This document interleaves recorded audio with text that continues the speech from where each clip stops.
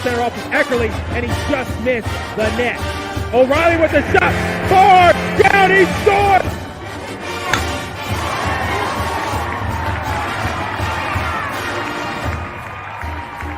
Come from behind for a month, now with the lead, they're getting a little wobbly. Philadelphia, they won't get it! Wow! Edwards pulls up and buries a flag!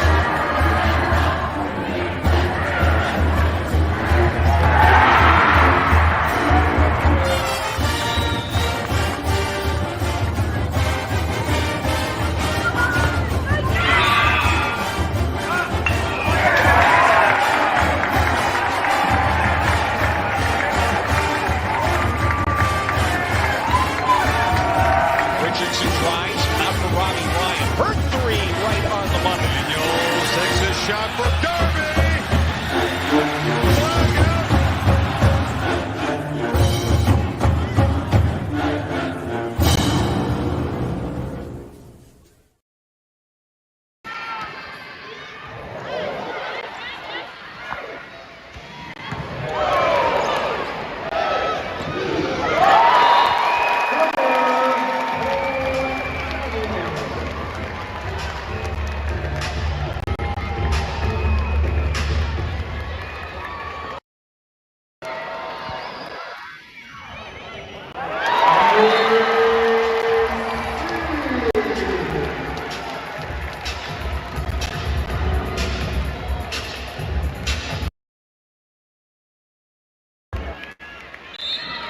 But you wouldn't think they would be like that if that was the case, or she was minus or whatever. 100%.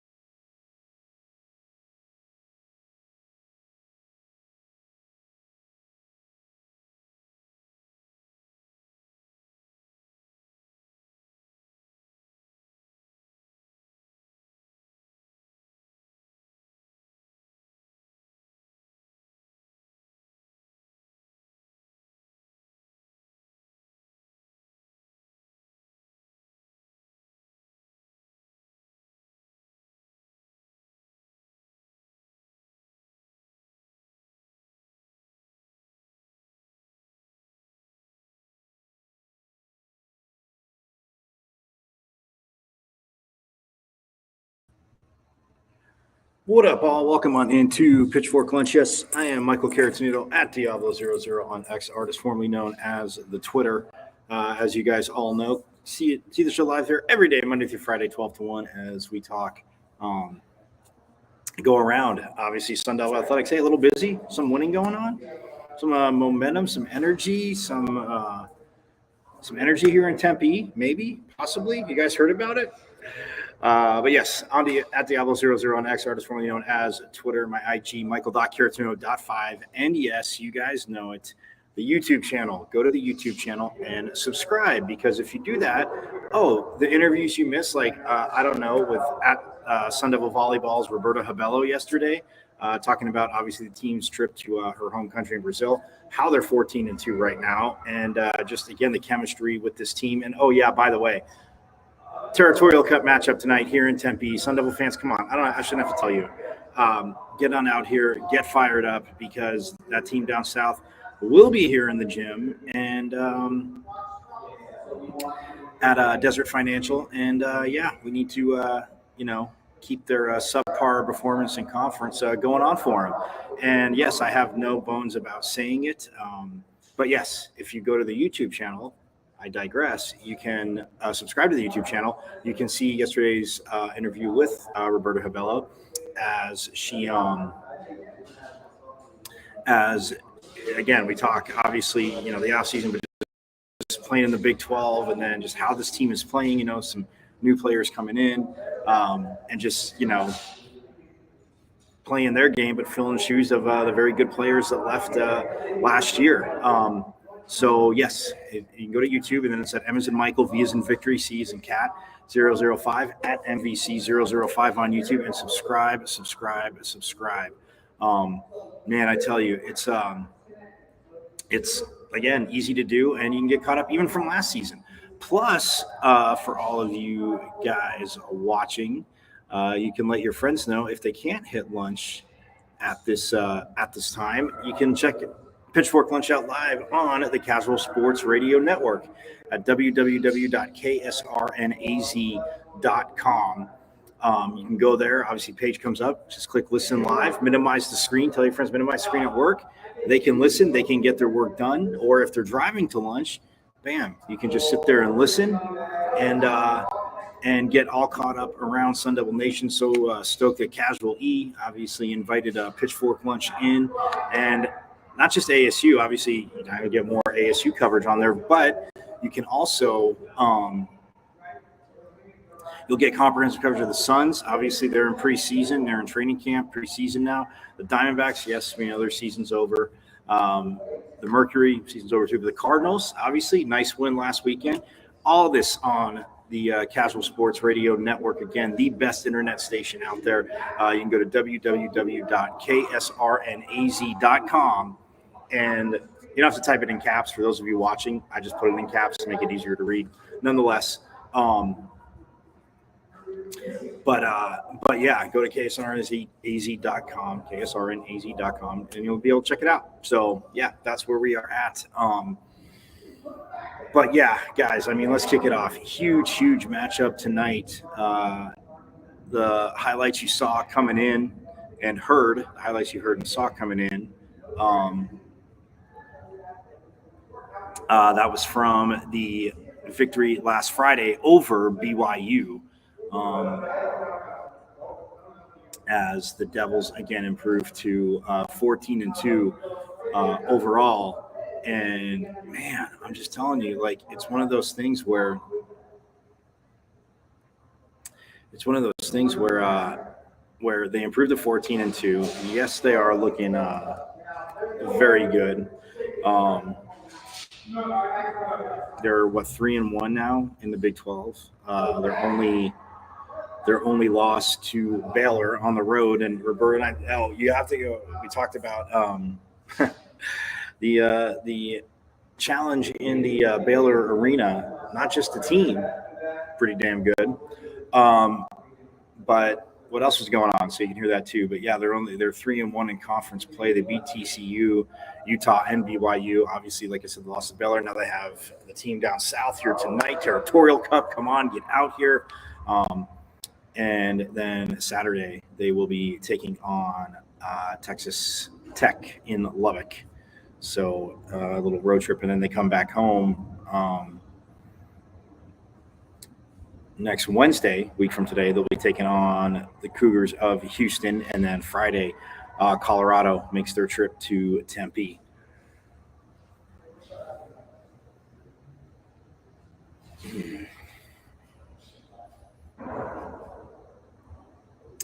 Yeah, Colorado will make the trip to Tempe next Friday, the 18th. So, again,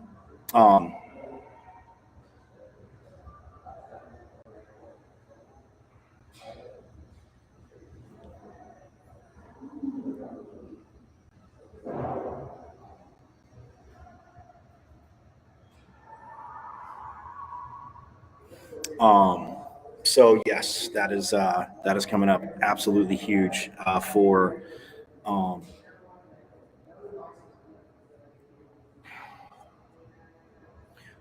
the Devils. But tonight it kicks off again. Territorial Cup, like I said, they are 14-2. And by the way, Pitchfork Lunchers, I don't know if I mentioned this.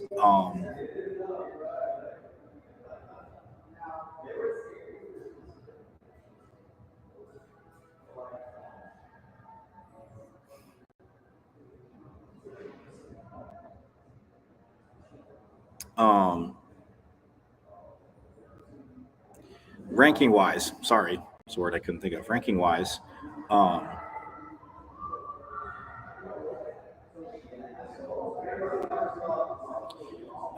the Sun Devils are 13th. So they were 14th last week. They jump back up to 13th, and you look at Big 12 rankings.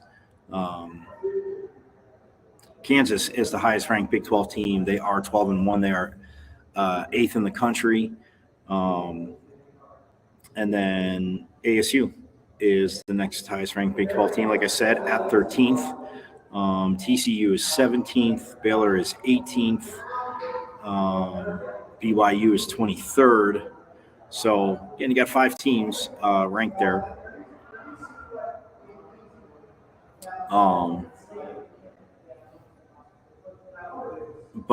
Yeah, ASU at 13th. Again, they were in the AVCA women's poll. They're actually up 2 spots. They were 15th last week. Now they're up to 13th. Again, Utah received votes as well. So, yeah, again, and this is, you want to keep climbing in those rankings and have a chance to host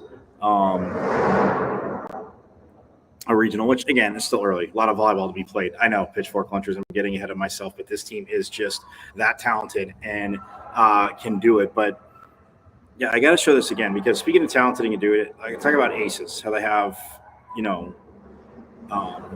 101, over 100 aces on the season, right? Which is one match and a set. So there's 4 sets of victories on matches alone. But look at Jelly Seal right here. Obviously, those both wanted to be back. Put this in.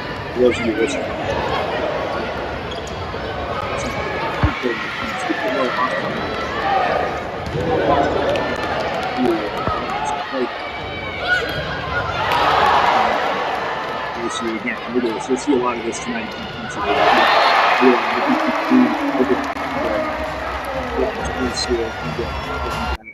Know my feeling about the nets. I've called volleyball. I've played. I get that when they added the libero and changing the rules, I just think it should almost be like tennis, to where you get the first serve again if it goes over. Like, you can't block a serve, but obviously if you could, again, that would make the game of volleyball very non-challenging. And I mean, again, that part I get. But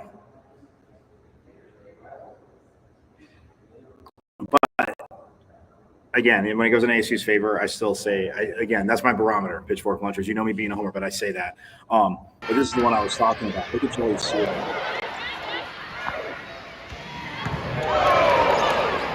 Okay. Oh, yeah, here it is. Look at Joey Sewell. He's trying to open.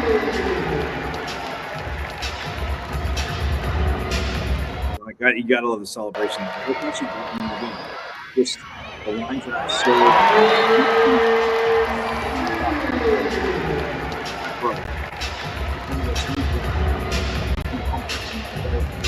just absolutely money at that. So, and I mean, again, as is the team and how Coach Van Neal wants them to attack on serving. So, again, very excited for that. Hockey, guys, dropping the puck at home. They're 1-1. But they are dropping the home puck Friday, 3:30, against Michigan. Yes, because Sun Devil football plays Friday night at 7:30, and the game at 3:30 at Mullet Arena. I can't wait to be out there as Michigan again is coming into Mullet, and Coach Powers. We'll hear from him. We'll actually hear from him tomorrow, but talking about it. But, yeah, I mean, they're looking to obviously beat Michigan. They split with the Air Force. I mean, 8 goals their first game. Yeah, I mean, Coach Powers on record saying there's a lot of things to improve on, but at the same time, like, you're always going to improve. I mean, the first game, like you said, it's like drinking water out of a fire hose because of you can't start practice until the first day of school, and there's not a, camp. So the first, series, and put up 8 goals in the first game. And then, we'll hear from it, but they did fall 4-3 in overtime in the second game Saturday night, but still 1-1. 11 goals on the season so far. You'll take that. But yeah, Michigan, the Wolverines roll in on Friday and at 3:30. Saturday will be at 6. Or wait, is it at 6? Saturday's at 5. Pardon me. See, messing you up. But the good news is they're all at Mullen Arena.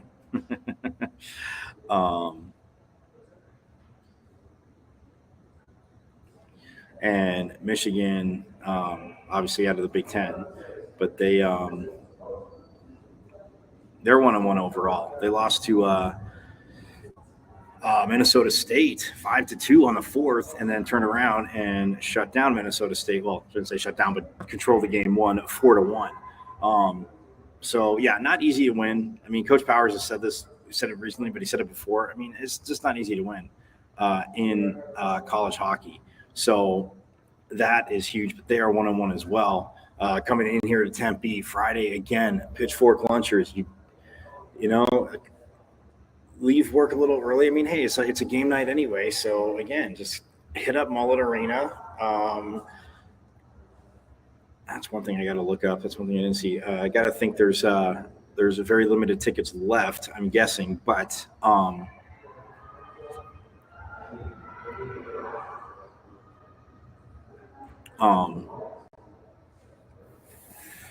yeah, I mean, it's going to be, it's an awesome atmosphere anyway, but being part of the NCHC in conference this year, Pitchfork Lunch, I told you.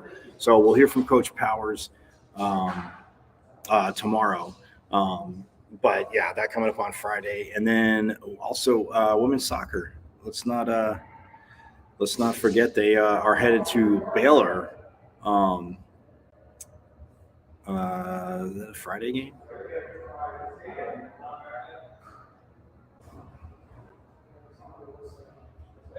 Yes, they are. No, tomorrow. Pardon me. Tomorrow, 5 p.m. ESPN Plus. They are taking on Baylor in Waco. So yes, it's 5 p.m. local. And then Sunday they are up in Fort Worth as they take on TCU. So that is what Coach Winkworth and the team have coming up. Again, a tough last time on the field, a little bad taste in their mouth as they fell 4-1 to Utah. But they're 7-3-3 overall, 2-3-1 in conference. Again, challenging team, challenging schedule. But Coach, I know, definitely has a team that can pick it up. Said the way Anasia Cologne's been playing, in the middle, and I mean Pauline Nelson in the back. Yes, you see 4 goals. Yes, they do go in, 3 of them. 2 of them definitely very tough for her to stop. But we'll hear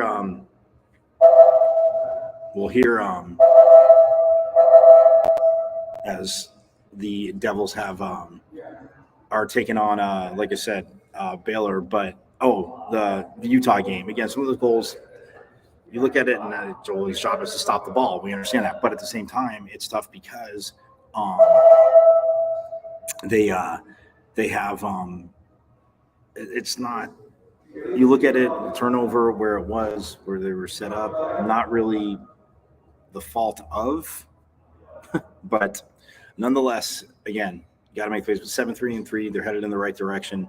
They're continuing the direction they were headed in last season. So that to me, very, very awesome. So we're going to take a quick break though. We get back though. We're going to switch gears to football. We're going to hear from Lee Fantanu, the Sun Devil center. We're going to hear from him and about obviously, about like last week's game, but just taking on Utah again, short week. They're coming off a bye, but it doesn't matter. Roll the ball out and play because this team is 4-1, and again, generating some of that cautiously optimistic excitement that I talked about.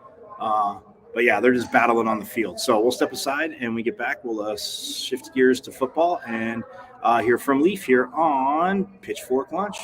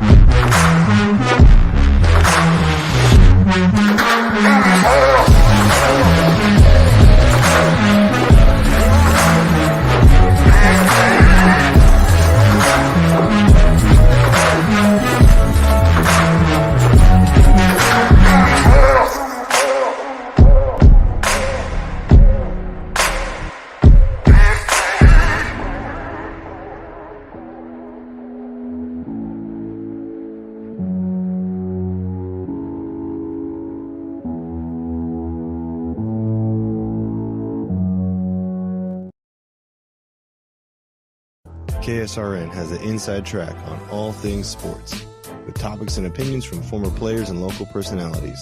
Catch 15-year NFL veteran Ed Smith and Jay Adams on Easy Sports Talk every Saturday. Unfortunately, with this back and these knees, I don't quite have that ability, or at least I use. For all things Arizona Cardinals, tune in Monday nights with Casual E and Sean McConnell. Bird Gang, I know it's another tough loss, but keep encouraged. We miss you, BA. And now you can exclusively listen to former Arizona Cardinal Jeremy Bridges on his show, JB and Benny Blue Review. Exactly. Don't be dumb. Sending the message out to the world. Always relay that message. Don't be dumb. Yes, your guy, Benny Blue, comedian extraordinaire. Exclusively on KSRN, Casual Sports Radio Network.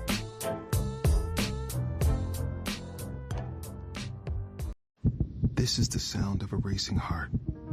It's beating a little faster because it belongs to a young child. But this child isn't in the middle of a close soccer game or playing with her puppy in the yard. Her heart is racing because she's just been told she has to move foster homes again. Change a child's story. There's a child waiting for a volunteer like you. Learn how you can help at casaforchildren.org. This is the sound of a racing heart. Got a big painting project you've been putting off because you don't think you can afford it? Well, it's time to call the team at Customer First Solutions. Customer First is your one-stop shop for all home repairs, from full interior and exterior painting to handyman services, drywall repair, electrical, and plumbing. Customer First has the most competitive prices in the Valley. Your flat rate quote is based on the square footage of your home, and that includes wall repair. All Customer First technicians are licensed, bonded, and fully background checked for your assurance. Call or text Customer First Solutions at 480-877-0255 for your free quote. Customer First Solutions, where our customers and their homes are our first priority. You are listening to the best internet radio station on the web, KSRN, Arizona. And welcome back to Pitchfork Lunch. Yes, I am Michael Carrasnudo at Diablo00 on X, artist formerly known as the Twitter. You can see the show live there every day, Monday through Friday, 12 to 1. Also, my IG, michael.carrasnudo.5. Subscribe to the YouTube channel like I've told you, Pitchfork Lunchers. Catch up on interviews and all that good stuff. Again, we roll on, and so on YouTube, it's at Evans and Michael V's and Victory C's and Cat 005 at MVC005 on YouTube. Subscribe away, my friends. And then, yes, you can also now listen on the Casual Sports Radio Network. All you have to do is go to www.ksrnaz.com to listen if you're not able to watch. Again, I want you to watch, but you're driving around, listen. Go to the best internet radio station out there and listen, get caught up all around Sun Devil Nation. Like I said, big, huge Territorial Cup matchup tonight here in Tempe. Women's volleyball, the 13th ranked team in the land, as we say, and they are taking on that team down south, not ranked 1 and 3 in the Big 12, as ASU is 3 and 1. But again, rivalry games, we all know. Get on out here, get loud, make it very, very difficult for that team from down south. But again, you can go to ksrnaz.com, part of the Casual Sports Radio Network, and listen live. So, but yes, I told you before the break, football. I mean, Utah's coming in, and obviously, as we know, Utah is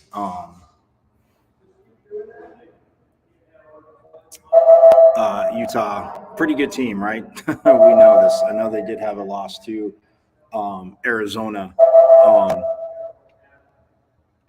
But Utah, again, Kyle Whittingham and his team, you know they're going to be physical. Again, win, lose, or draw. And Coach Dillingham has talked about it. We'll hear from Coach Dillingham in a little bit. But yeah, I mean, you look at Utah,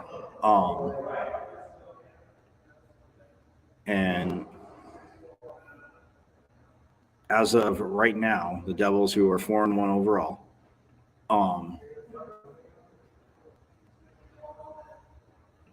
the Devils, who are 4-1 overall, 1-1 in conference play, Again, fell to Texas Tech, had a bye, beat Kansas. But Utah right now, they're 1-1, or no, that's Houston. Sorry, they're 1-1 in conference play as well. They're 4-1 overall too. So again, they're ranked 16th in the country. This would be ginormo for the Devils. Again, it's going to take a lot of effort. We know that. Going to be huge, but that's where they're at. I'll get into more details later. But I did promise you before the break. Let's hear from the starting center. Unit, knock on wood, like we always say. I mean, it was a mass unit last year. He played through some stuff last season, but that leader on the O-line, Leaf Fontanu, the center, and again, just battling Kansas, staying physical.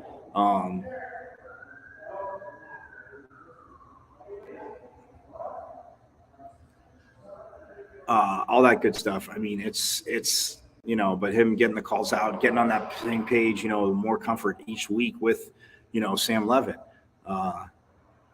like I had said. So it's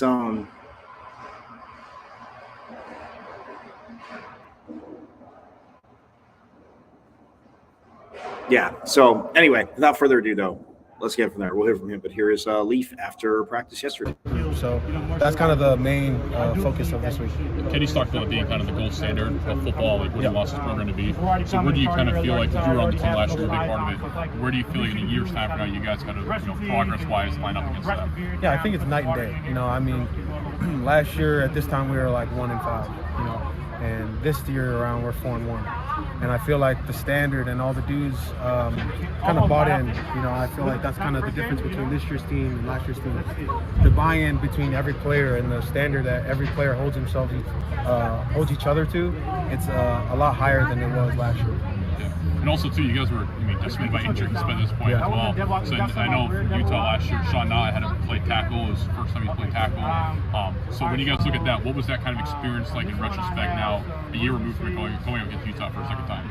Yeah, hats off to Sean. Sean found out on the plane that he was going to start against Jonah Ellis, which was at the time, he was like the number 1 or 2 sack leader in the country. So, hats off to Sean. But, this time around, we have a lot more depth and we're a lot more healthier in the offensive line room. And I feel like we've had a good 2 weeks of practice with Kansas week, the bye week, and, working on this week to have a good week of practice.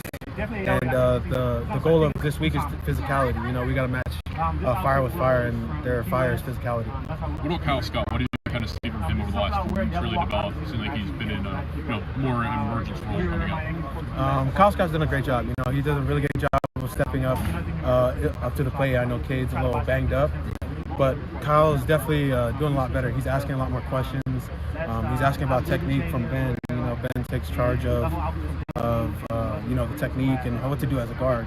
So he's definitely more involved, more engaged into the process of being a starter. So I feel like Kyle's doing a good job of growing into that starting role. He's talked about. I just talked to him. He said there was like bad habits he had to work through to turn into good habits. Have you seen that kind of change for him? And if so, like, what are maybe some of the things that stand out about him now? Yeah, so I think he's done a really good job. We've been talking about like what are his goals is practice, and like some of the goals that he has is get his second step in the ground or pad level, or stuff to work on, one specific thing to work on during practice. And I feel like Kyle's done that from when he first found out they were starting last week. And I think Kyle's done a good job of working on those little things and trying to get right, because with Cade down, he has a big shoes to fill, and I feel like he's living up to the expectation. Yeah, when you saw Kyle was going to start and he played it well against Kansas, what was your emotion going to seeing somebody have so much adversity and then succeed at the highest level? Yeah, I know Kyle's journey is rough, like especially last year. I know the offensive line in the room kind of understand his story and where his background of where he came from and his journey of how to become a starter. So from him, seeing him grow from last year to this year is just amazing to see. He's taken great steps, a lot of sacrifices in the process to become a starter, and I feel like he's done a good job of living up to that expectation and kind of working on himself and also being a team player. Notice too for Utah, they'll sometimes disguise their blitz packages with sudden pressure on the opposite side that they maybe haven't lined up and drop with guys in coverage. Yeah. What are maybe some of the challenges that can pose to you guys when you match up against them? Yeah, I haven't really seen third down yet. I was more watching their control downs, first and second down. But But definitely I heard Coach T was talking about their exotic packages and stuff like that. So we got to do a good job as a collective between offensive line, quarterback, and running back to iron out the protections and stuff like that. So I think we'll take a look at that tomorrow and get a good game plan for it. What about personnel-wise? Who are some of the players you feel like maybe stand out and maybe some guys you got to watch out for? In Utah? Yeah. I think their front seven, well, really their front four is awesome. I think their linebacker core is awesome. You know, they're downhill guys. They're physical, get your hands on you type dudes, and they're not going to move anywhere. You know, they're, like I said earlier, they're more of a get hands on you and line up and beat us. You know, and I feel like that's the biggest challenge that Utah has. You know, Utah's known for that physicality and that toughness. So we got to definitely match that this week. Thank you so much. And Leaf, when you talk, obviously talking about Kyle's story, but I know Coach this year, and obviously, like Jake was saying, I know last year with the injuries, but responding to adversity. Last year, I mean, Coach has said that, you know, some guys, like if somebody scored right away, it's kind of like that. This year, I mean, quite a few guys back, new guys, but what's been that biggest difference every week? Because there's been stuff in, you know, even early on the Wyoming game, but every game after, you know, that, Texas State, Texas Tech, but how have you seen the team just accept the challenge of responding to any adversity in the game? Yeah, I think we've developed that chip on our shoulder mindset. You know, Coach Dillingham always shows it every day in the team meeting how we were picked last in the media. And I feel like that's kind of the mindset we developed of nobody believes in us, nobody wants to see us win. And we've kind of taken on that mindset of, fine, we'll just do it ourselves, you know. And I feel like that's kind of what we were kind of growing into this year. We developed that mindset. We're going to line up and beat you over and over again. And if we lose, then we'll do it again. We'll line up and do it again. So, yeah. What's been with the offensive line though? I mean, from the time obviously fall camp started, but just the way that you guys have, like you said, Kyle comes in, but just the chemistry. Because obviously for a center, I know calling plays, calling formations out, but just how has the chemistry you feel grown from the beginning of camp until through the Kansas game? Yeah, I think we've done a really good job of the chemistry. You know, like we were in camp, we were mixing up lineups like every day. So we were kind of forced into having chemistry with either Kyle or Cade or Ben or Sean, you know, and I feel like that kind of pays off now in terms of we could throw anybody in there and we won't miss a beat. And I feel like with Kyle thrown in there, I wasn't really worried. I trusted him to do his job and that he was going to do the right technique. And I feel like that's kind of what showed on Saturday. You know, we, all four of us, Josh, Max, and Ben were able to trust Kyle that he was going to do his job. And obviously Cam knows you guys are working hard, but when he goes for obviously 186, I mean, that's got to be obviously big pride for you guys as well, right? Yeah, I mean, at first, like, when I was looking at it during the game, I didn't know how much rushing yards we had, because on the screen it didn't really update, so I was like, oh man, we must not have a really good rushing attack going on right now. But then, like, after the game, I seen we had 313 on the ground, and I was like, oh, wow, that's awesome. You know, I'm using both Scat and Relique and Sip and all those other guys and Sam using their legs to, you know, open up everything else. And I feel like that's kind of our advantage going into this week. And then with Sam, I know you guys have talked about it each week, you know, Coach talking about how, yeah, that was just his fourth start, getting more comfortable. And, you know, against Mississippi State, you ran the ball, and, you know, his passing was a little bit off, but coming to this game, obviously that first drive, that first touchdown pass to X, I know you're doing your job. When you look back on film, how much more comfortable do you feel Sam's just getting overall in the offense and just even in working with you? Yeah, I know. Like, Sam and I, we have really good connection. You know, we're like locker neighbors, so we definitely talk every day. And so that chemistry between me and him is just out of this world. I feel like if the offensive line gives him time and let him do his thing, like, he'll sling the rock all over the field. And I feel like that's kind of what we were able to do this past week. Give him time and he'll make the right play. And, you know, with him throwing, I don't know, 3-4 touchdowns, especially a late touchdown in the game, a 2-minute drill to win the game as a redshirt freshman, fifth start. I mean, that's just a lot of pressure on your shoulders, and he didn't even blink, he didn't even flinch. And so to see that coming from him is just an awesome growth for him, especially his fifth college start. It's definitely a really good track for him to grow on. And you mentioned the passes. When you guys looked at film, I mean, that first one to X and even the two to even the JT. Obviously to the JT. Like, when you see that, I mean, you literally put it in both their hands, just dropped it in the basket over the defense. Like you said, he's growing, but I mean, do you guys kind of look at film and just like, damn, almost like, not that you're not confident, but just a little bit of surprise, like, damn, that was right there. Oh yeah, I mean, like as young as he is, I feel like, especially when I see the ball in the air, I'm like, what's that going to? And then all of a sudden, boom, JT or X comes down with it. I'm like, oh dang, this guy can really sling the rock. So I mean, that gives us more confidence, that we're blocking for a purpose. We're blocking for him to score a touchdown or throw a deep strike to Guillory and stuff like that. So definitely giving them a lot of confidence for this upcoming week. Well, you heard it right there. And I mean, that's obviously the center quarterback relationship. People that know football, if you don't know football, understand. Yeah, important. But, like you said, I mean, his fifth start, and Coach Dillingham said, I mean, he's just growing, constantly growing and growing and growing. And, I mean, that Mississippi State game, that was that's a huge growth point because they ran the ball, Mississippi State couldn't stop it. Yeah, Mississippi State SEC fans. It's funny, I didn't hear from them after that, except for the ones. I mean, I saw a few things in people. So again, if your team's not that good and teams aren't that good and not the best, you can't be the best conference top to bottom when that happens, right? So, but I'll take your excuses. You see where to find me. And Pitchfork Lunchers, I know you support me.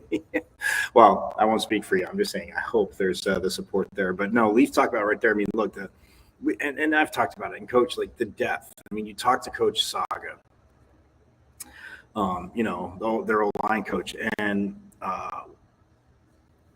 it's just the constant growth. And from the growth, yes, but the depth, and not just depth, obviously talented depth, and you keep going forward and forward and forward. So it's, to me, it's I mean, his growth, 5 starts, and there's going to be mistakes and speed bumps and all that, but working with Coach Dillingham, working with Coach Arroyo, I mean, you look at just the overall play calling Devils fans, and I do pay attention to just a wee bit, right?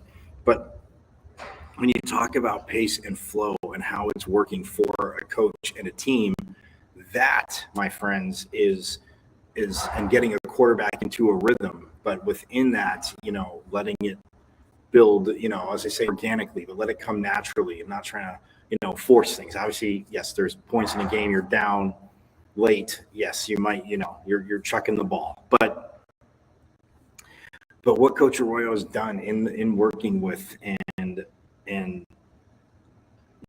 obviously coming in, but getting to know, I mean, Sam Levitt obviously transferred in too, so they're both coming in, but coming in, around the same time. And Sam Levitt just it's the growth each week, and you see it. But if running the ball is going to do it, and this offensive line, again, your center talking about it, and Kyle Scott came in, Max Ionitor, like we talked about him.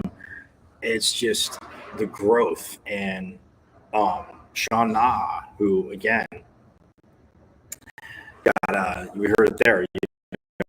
Last year's baptism by fire, having to play against Utah. And it was a tough game, and you go from there. But I mean, the way, but offensively, and obviously the center being on the same page, and getting the calls out, but just the flow. And yes, when you can run the ball, does it open things up? Yeah, but running backs aren't important, right?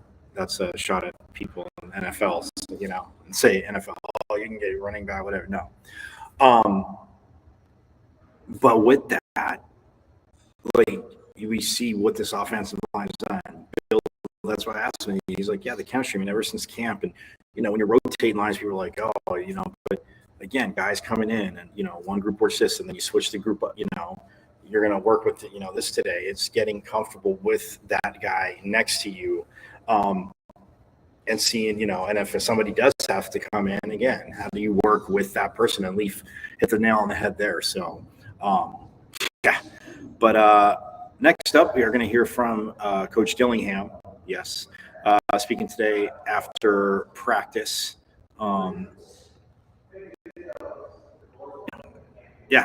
Obviously getting ready for Kansas and from Utah, and it's well noted, documented. He said they were measuring. They've been the gold standard, and it's a measuring stick to see where programs are at. Well, they're coming off a bye, and ASU coming off a win, but a short week, and Coach Dillingham, again, you roll the ball out and play. He's not going to sit there and, believe me, not type to make excuses, run away from things, as you guys have seen here. Well, all of his interviews, but here on Pitchfork Launch especially. So, yes. But without further ado, let's hear from Sun Devil head coach Kenny Dillingham. Yeah, Tristan came to my office on Sunday. He said he wanted to quit the football team, focus on school and stuff like that, and then transfer in the December mode. He doesn't have a red shirt, so there's not an opportunity for him to like red shirt or anything like that. Yeah, he's no longer on the team. He hasn't played much. You feel good about your DT? Yeah, that won't have an effect. Yeah.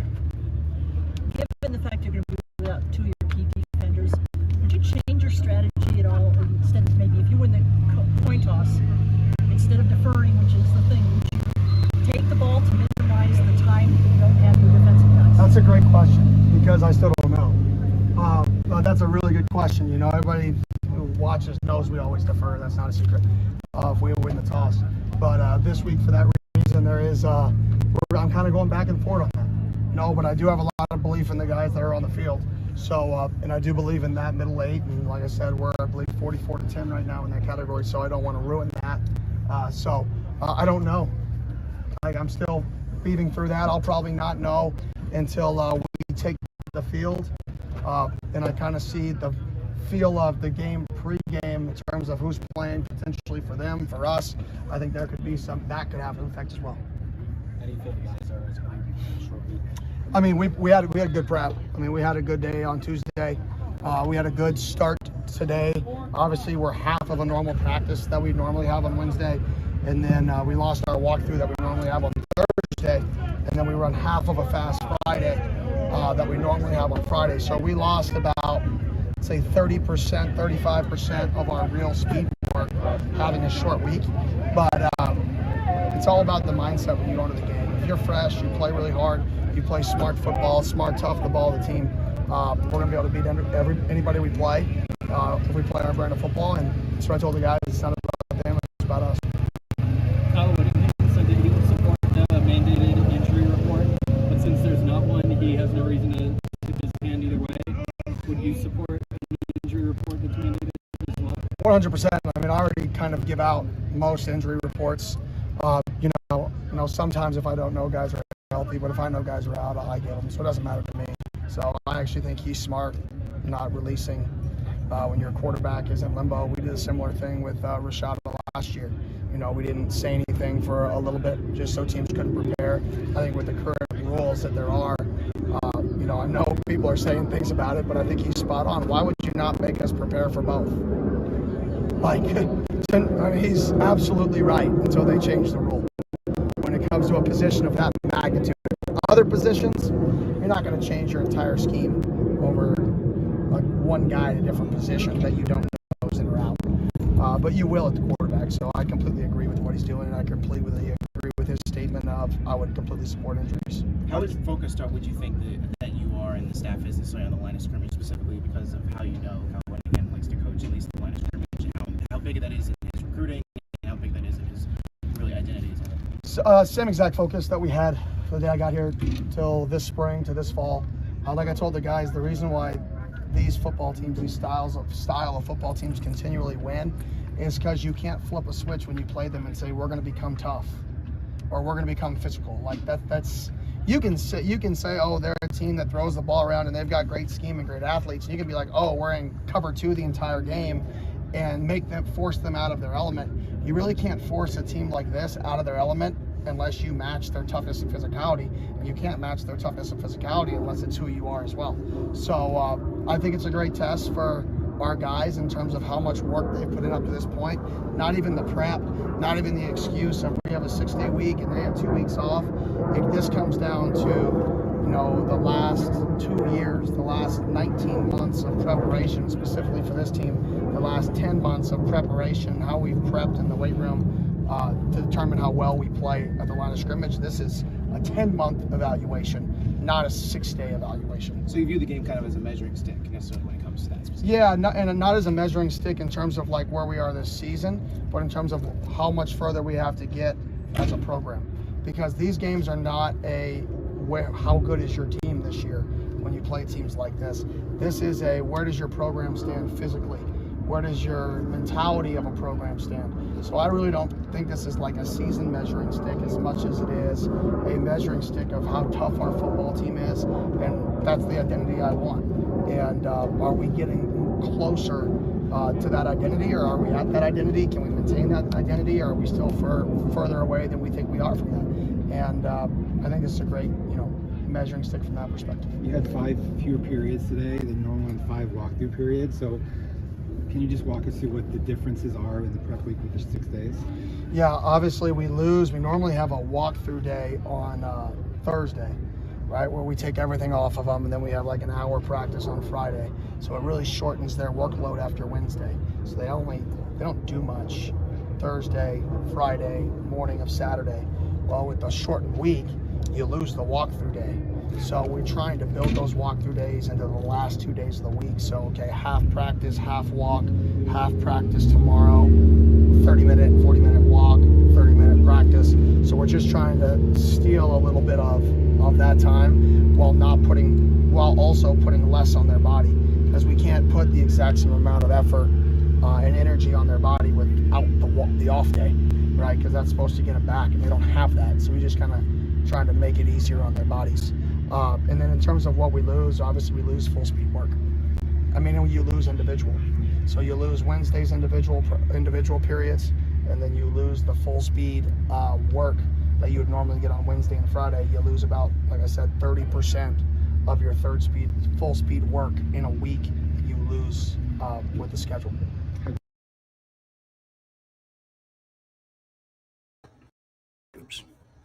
And talking about it again, it is a challenge with the schedule, but the balance of preparing, but keeping fresh, and obviously film work going to be huge. But I mean, you heard Coach Dillingham right there. It's it is a bummer about Tristan Monday. I transferred back home, and reporting right there is not with the team, but again with the guys that are there. And the first half, again, I haven't fully.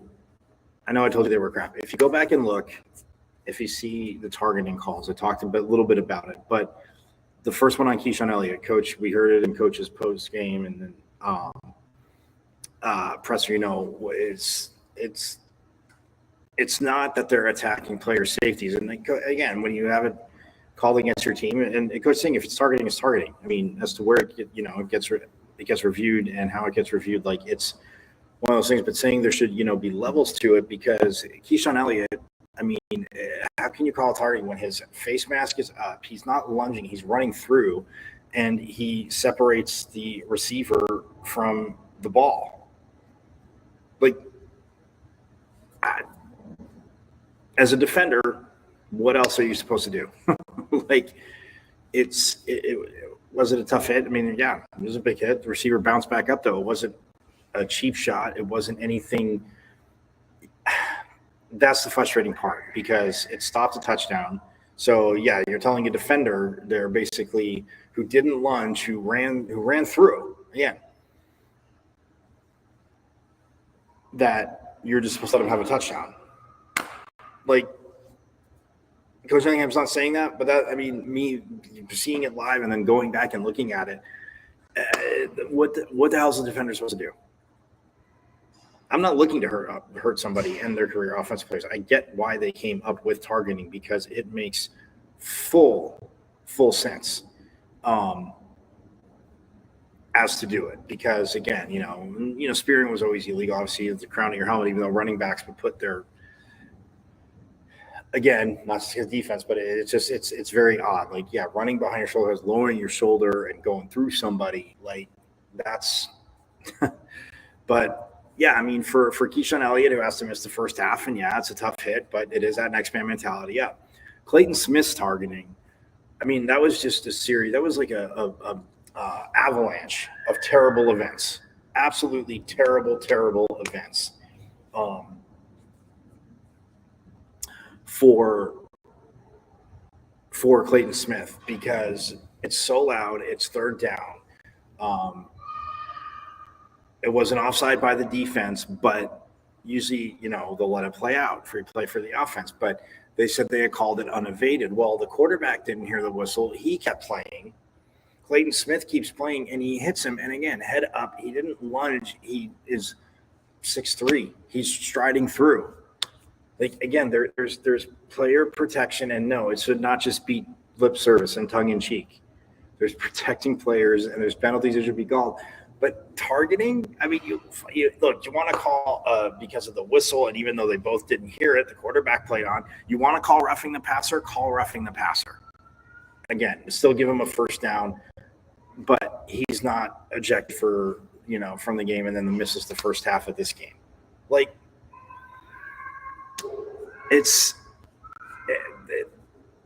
those two, the pass interference call on Keith Abney was an absolute freaking joke. Like, I've seen, guys getting a fistful of jersey and they're pulling and, if you can explain to me how that's legitimate, it was called, so it becomes pass interference. You explain to me, pitchfork lunchers, how it's legitimate pass interference. I'll look at it and I'll listen. But when you look at it, absolute crap. And when a team is the one issue that, again, Coach talked about getting off the field on third down, that was a big issue. That was a huge. We saw first and second down. I mean, they only had, 85 yards of rushing at halftime? Like, again, think about that.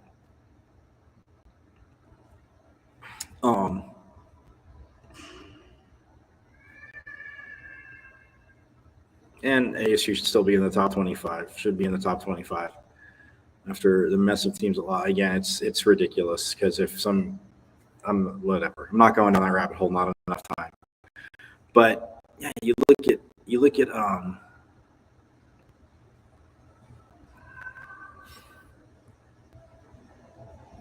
at Kansas, who rushed for 151 yards total.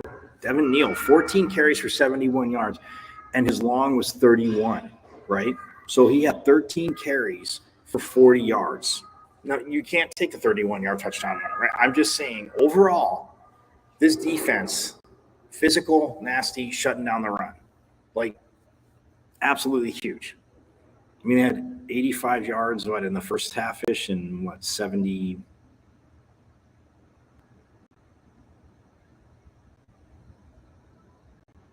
67 yards in the second half. Like, that's how you do it. Yes, early on, stopping on third down, that's, third and long, because first and second down have been absolutely money.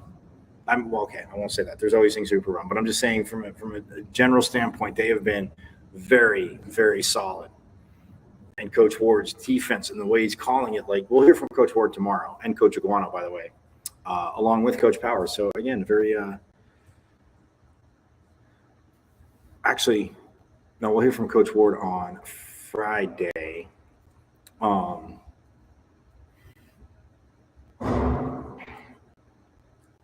hear from Coach Iguano tomorrow and Coach Ward on Friday. Anyway, gun game day.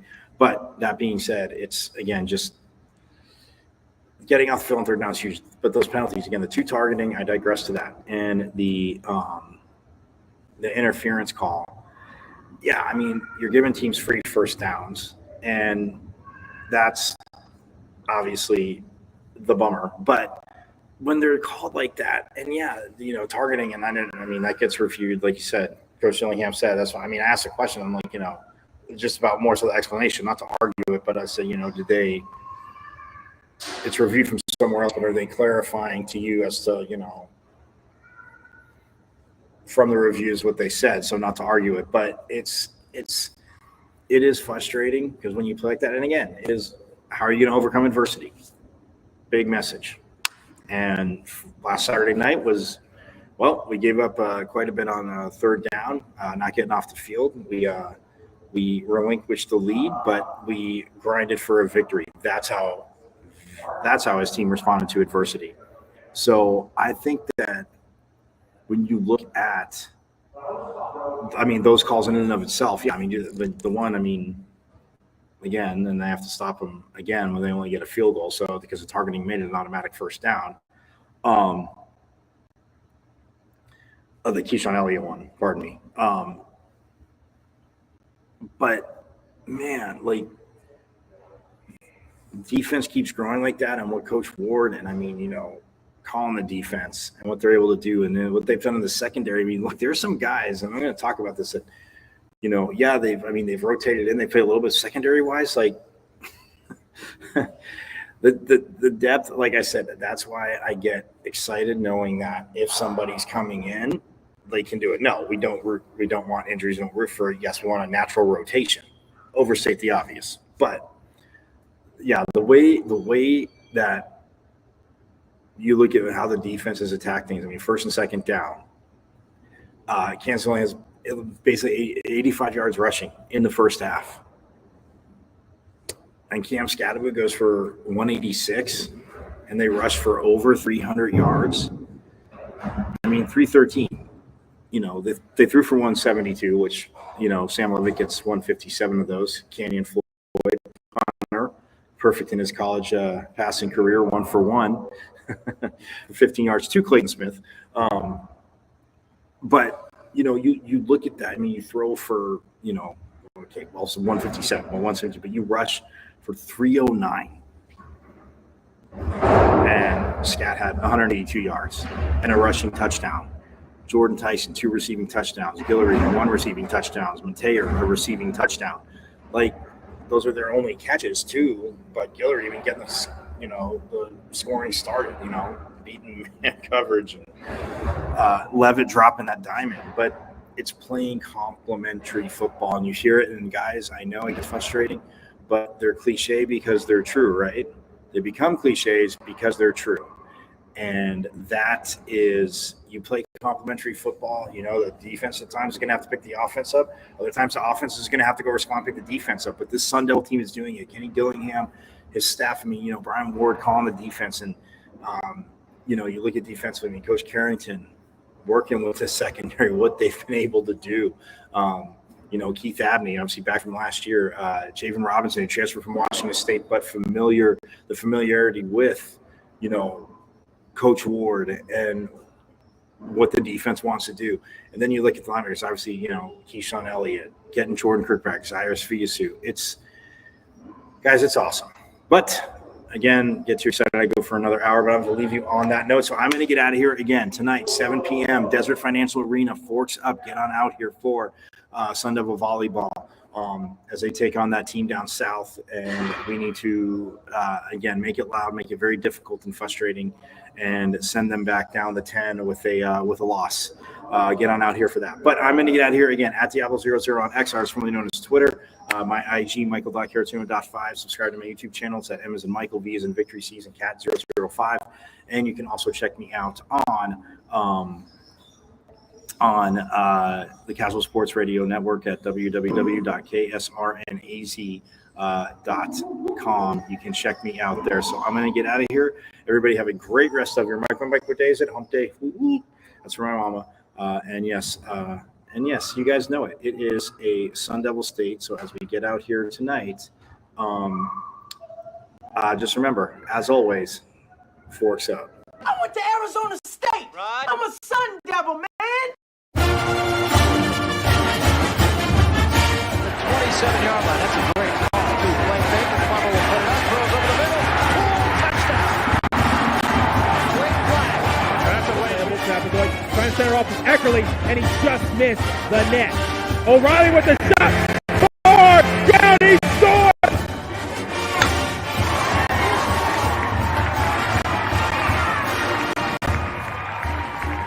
Come from behind for a month.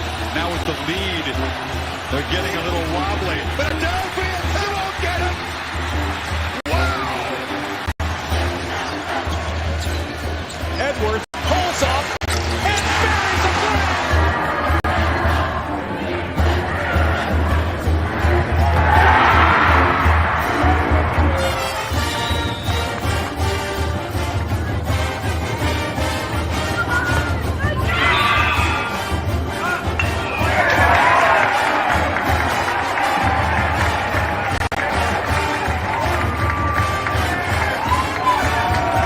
Richardson tries, out for Robbie Ryan. Her three right on the money. Daniels takes his shot for